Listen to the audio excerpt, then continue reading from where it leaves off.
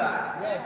They have traduced our culture to such an extent that actually when people are asked, well, what does it mean to be British?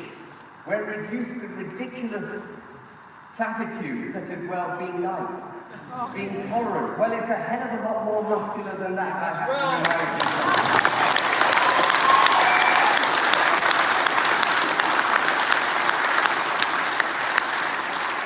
British culture is a rich, woven web of brilliance.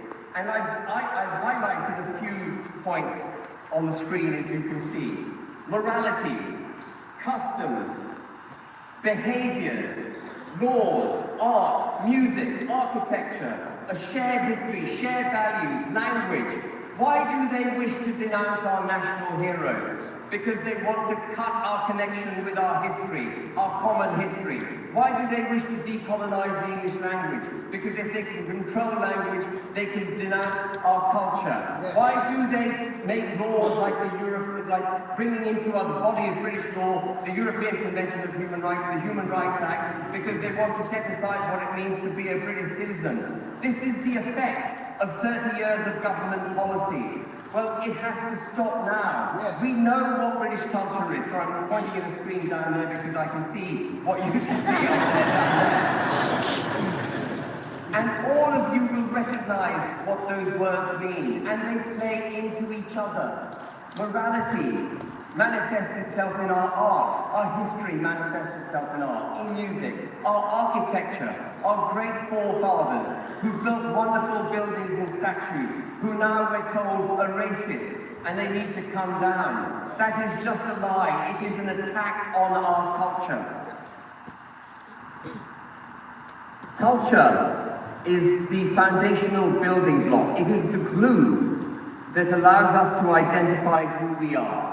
Someone asked me before I came in to speak to you, are you a bit nervous addressing 1,000 people in the Emmanuel Centre? And I thought about it for a second, and actually I wasn't nervous at all. And why wasn't I nervous? Because I knew I was coming to address a body of people who share my life vision.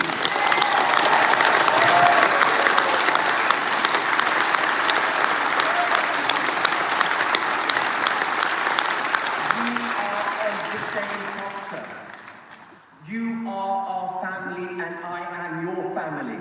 And that's how it has to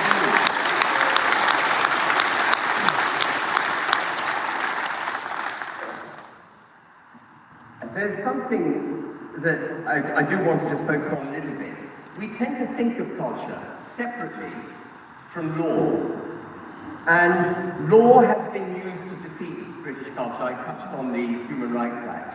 But there's been a whole body of law that's been put into place, including, for example, defining far right believing in this country's culture. There's been a whole body of law that has been attacking our culture. And if you have a body of law that informs you that you need to behave in a particular way, then you start behaving in that way because you don't want to break the law. And when you start behaving in that way, you adopt this new culture that the government is forcing down our throats. This multiculturalism, the ending of what you and I might identify as British culture. Law is upstream of culture, which is upstream of experience, which reinforces culture, which then informs parliamentarians on how to make law. There is a circle, and we have to reverse the circle they've been pushing down our throats for the last 30 years. So just to sum up, our culture is freedom, nation state, duty and patriotism. Being a British citizen is a huge privilege, but it comes with duty. You owe this country something for being a citizen. As Andy died, I think he said he served 10 years in the Paras. That is fulfilling your duty.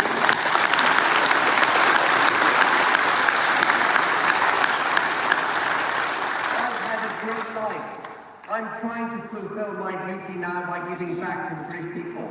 And you're all here because you're fulfilling your duty, because you see we're in peril. That sense of, that contract between the state, between the people, it's not just about the state giving. We have to give back. And I'm so pleased to see so many people re-engaged, because you are all giving back to this country. You are going to save this country through that cultural commitment.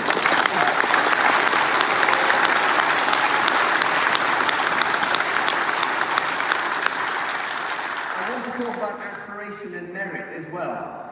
We've forgotten what aspiration is. Every time something goes wrong, we look at the state and say, well, can you please save us? Can you do something? Can you spend more money? We've got 8 million people out of a workforce of 35 million who are surviving on universal credit. And yet we keep saying we haven't got enough people in the economy, we've got to take in more migrants. It is ridiculous. We need aspiration reinstalled in the United Kingdom, so people wish to come off dependency, wish to go into work, and we're going to reveal a couple of those policies in a second. But as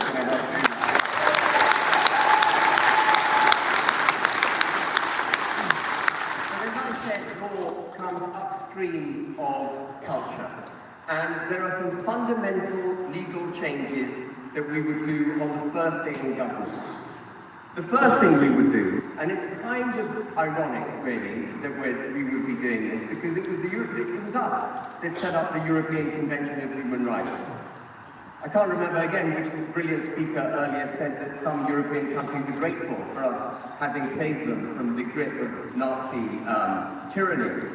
But we set up the ECHR not because the United Kingdom needed to be policed, its human rights needed to be policed. Our human rights have existed for over 1,000 years.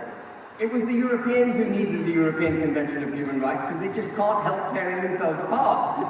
But that European Convention of Human Rights has now been put into such, it's turned into a mill around our necks. In the pursuit of human rights, we are forgetting what it means to be us. And we're not being allowed to put British national interest first. We're not allowed to put British people's interest first. And in fact, we get the bizarre result that often we will protect criminals and denounce victims. All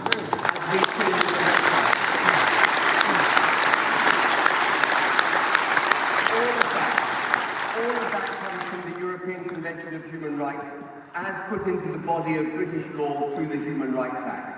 That was one of Blair's initial gifts to the British people, and we are going to repeal it on the first day in government.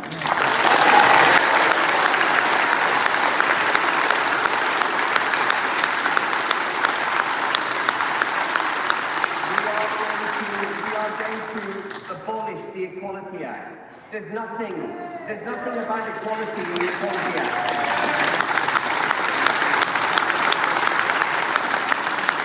The Equality Act produces inequality. It informs us that you will be judged by the colour of your skin, your ethnicity, your religious beliefs, not by the content of your character. Quite the opposite of what Martin Luther King had in mind. The Equalities Act has to go, and that will go on the first day of the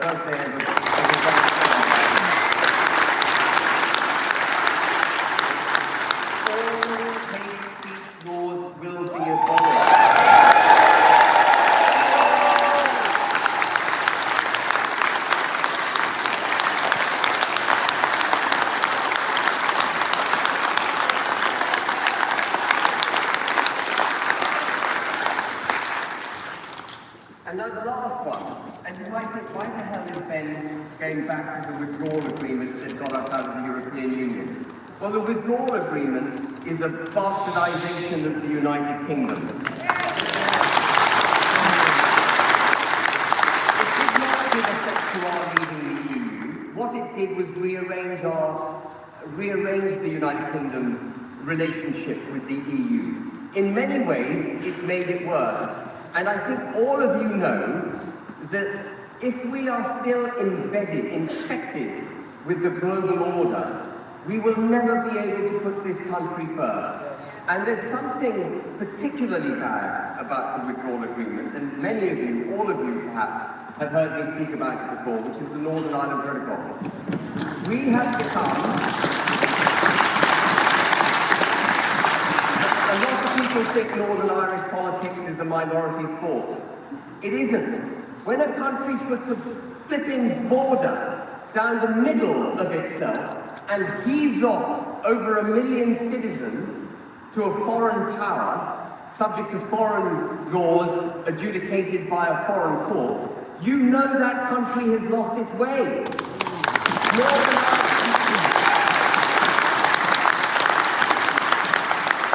Northern Ireland Protocol is not just about Northern Ireland.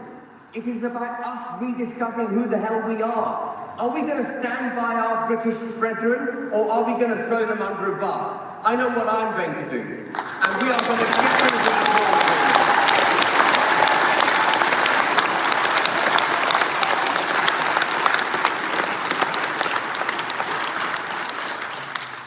And there'll be a whole policy on how we're going to deal with the EU, none of which von der Leyen is going to much enjoy reading. Now, there's been a lot of talk of Christianity, and of course we are a tolerant country, but we must never forget that we're not just culturally a Christian country, we are constitutionally a Christian country. We must not forget.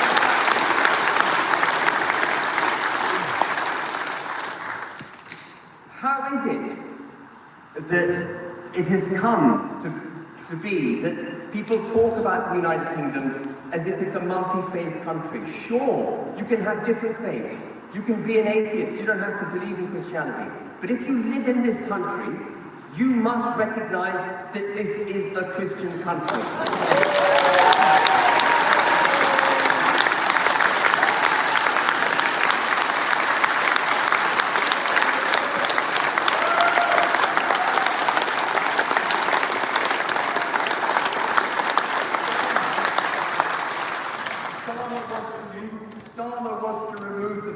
From the House of Lords. Why does he want to do that? I mean, the bishopric are a pretty useless bunch of people now. The Church of England itself has lost its way. But the reason he wants to remove the bishopric from the House of Lords is because he wants to remove the last constitutional vestige of Christianity manifesting itself in our constitution. He wants it gone. And then it's a hop and a skip to say, well, actually, we're a multicultural, multi-faith nation, and that's the end of Christianity at the heart of things. So the first policy we're going to introduce is that parliamentarians, public officers, anyone taking public office of any description has a choice. They can either swear on the Bible or they can swear on a neutral oath, but there will be no swearing on a foreign religious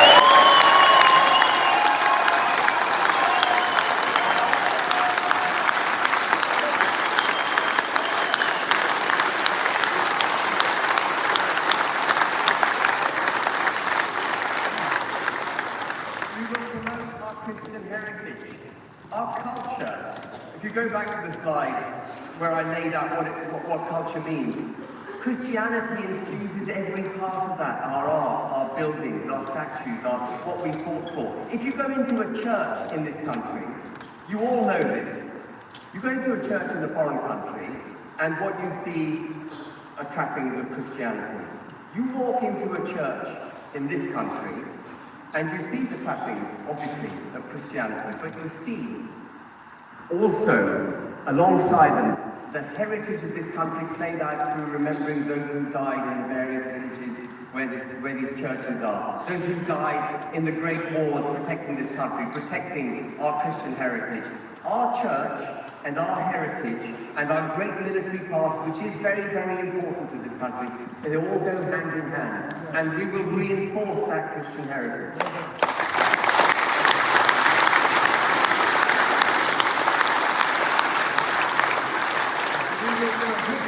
The conversion of churches to foreign religions.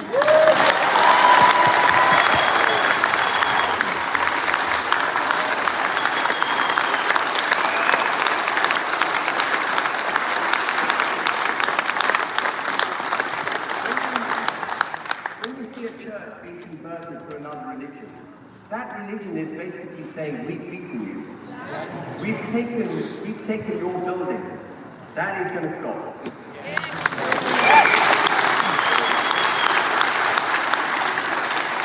How is it that so toxic to the British people. There's nothing toxic about our flags. Yes, they're Christian too, by the way. They're Christian too, maybe that's why people find them offensive. But our national flag, it will be mandatory under an advanced government.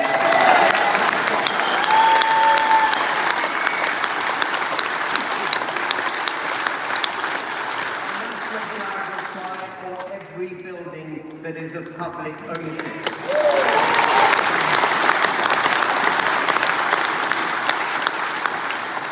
And we will recognise our great heroes and national figures. We're not going to allow statues to come down. Amen.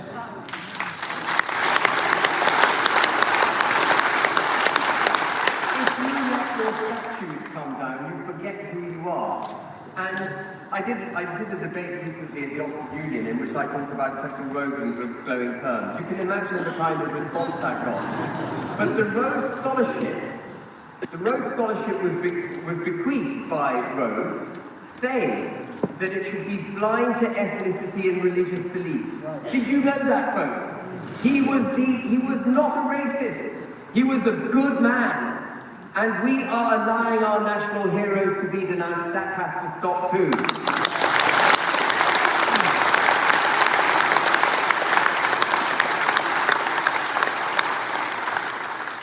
And I want to also nod here, if I may, very briefly. I've only got 30 seconds left, but I'm going to go over time because there's a lot more to get through.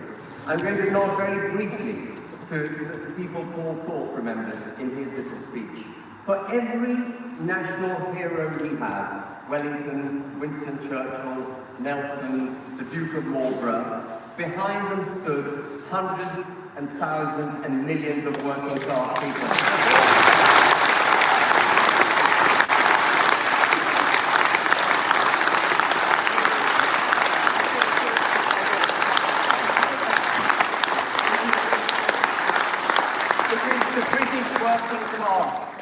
On whose back this country was built.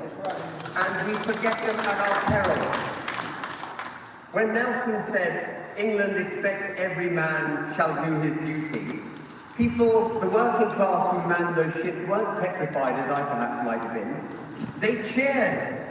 They went into the French and Spanish fleet, bold in heart, and they laid down their lives to save our country. That is what culture is.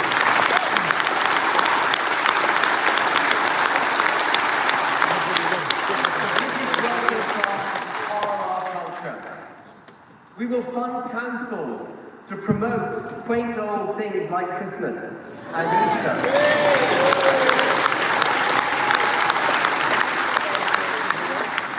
And we will speak English in every public sector.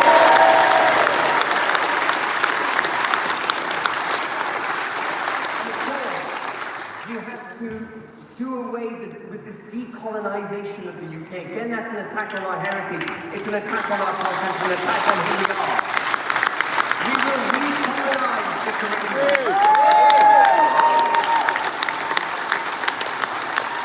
We will teach our constitution to our children. We will teach them about the contract that the British state has with citizenry, where citizenry get privileges because they're citizens, but then they have to stand up for the country as well. We will teach our children how our Christian forefathers have actually been a force for good, not the kind of Christianity that the anti-racist lot outside would like us to think.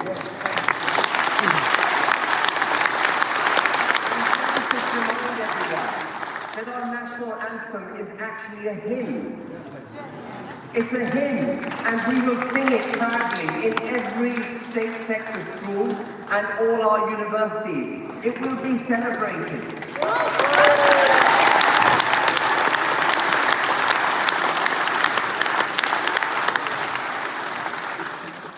At the heart of all of this is the family. And we are going to protect the family. We are going to destigmatize actually having children. We're going to destigmatize women looking after their children. And we're going to do that practically as well. This idea that you should reward people who can't afford to have children through a dependency culture handing out benefits is wrong. Benefits for having children should be removed. You should be encouraged to have children through the tax system. You should be encouraged to get married, you should get a tax break, every child you have.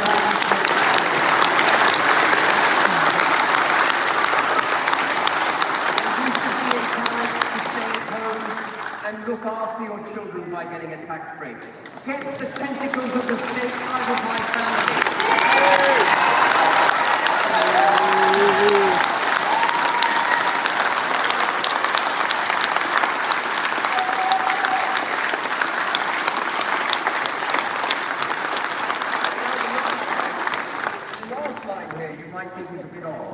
Why is it something put in a tax policy under the family? Well, let me tell you, inheritance tax is an evil tax.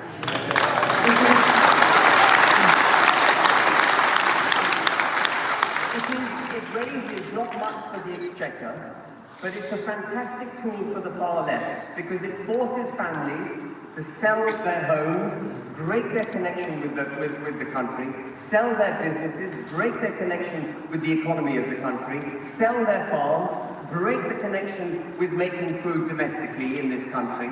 It is an attack on the connection between the British people, its heritage, our heritage, and the land. And that's what they want to do.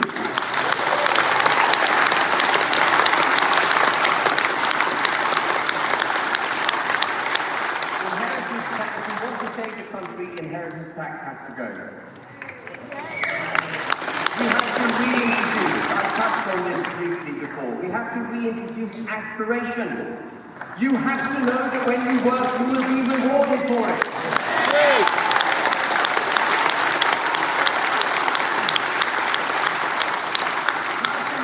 How can you go forward with confidence during the day if you think that every time you earn a pound, the government's going to reach into your back pocket and nick it, and then use that money actually to keep those people who refuse to work in the state that they can, and not to send the foreigners who come to this country.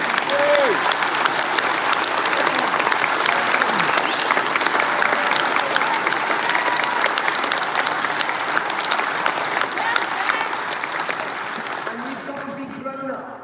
We do need to make our accounts stack up. And other political parties won't talk about it.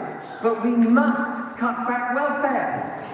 If you don't work, you will not get paid. There's no such thing as a comeback.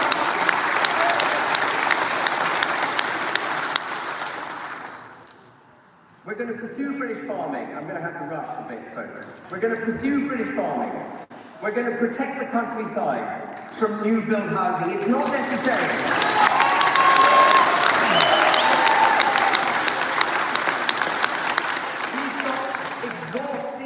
Exhausted villages and town centres across the country, full of property that's vacant, that can be repurposed. You know why we can't repurpose it? Because of net zero. We can't repurpose it because of net zero, so they go and build on the green countryside. It's lunatic. And they take our country, once the countryside's gone, it's gone. We will reverse that.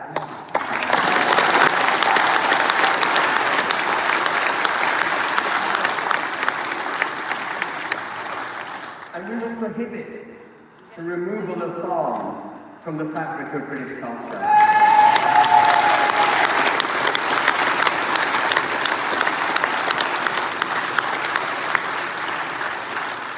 And he talked about the risk of prosecution when you serve this country. But there's also something else that we've done for our veterans, which is absolutely horrendous, or haven't done for our veterans, is we've turned our backs on them after they have served the country. We don't give them housing, we don't give them priority housing. We don't look after the mental health issues that they often have when they come back from war zones. We give them no mechanism by which they can come back from the extreme conditions in which they have fought to protect this country, to find their feet again in society in this country. We have to repurpose them, if you like. They need a helping hand when they come out.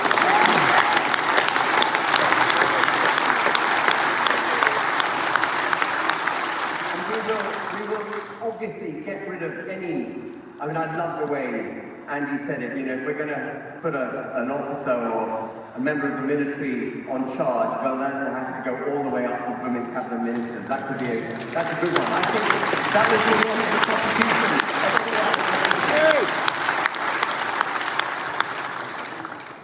We're going to get rid of dual nationality. Either you're British or you're not.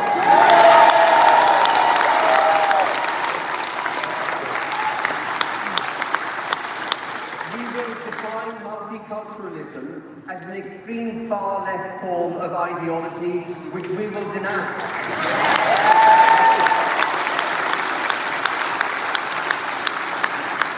Even integration is not good enough. People have to be assimilated into British culture. There can be no foreign religious courts in the United Kingdom.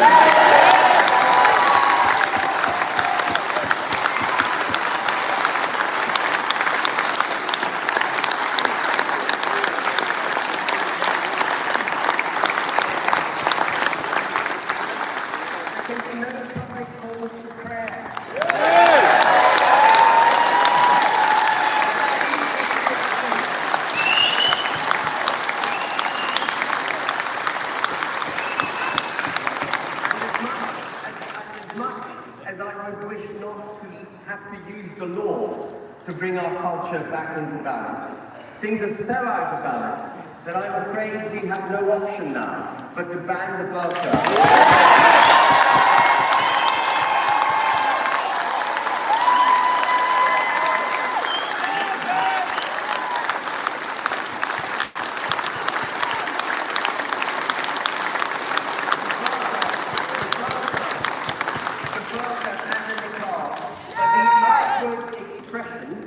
Of the repression of women.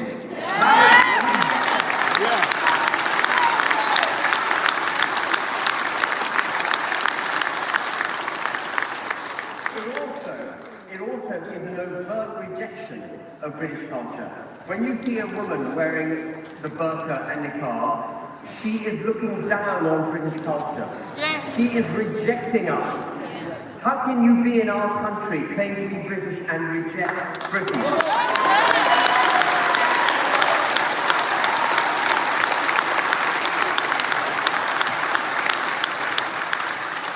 And finally, I mean, we shouldn't have to say this. But finally, we will ban first cousin marriage.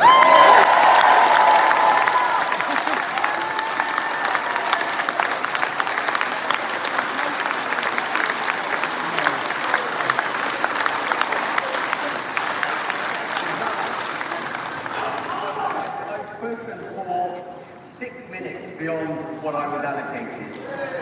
I'm going to shut up. I think you'll get another dose of me in a second. But I want to say one last thing. What you've just seen is just a synopsis of the draft policy. The draft policy for the restoration of our culture, which will underpin every other policy we make, is a thud document. I'm very grateful for David for having produced it. And if I may, I'd like to take a bit of gratitude for having distilled it. Thank you very much.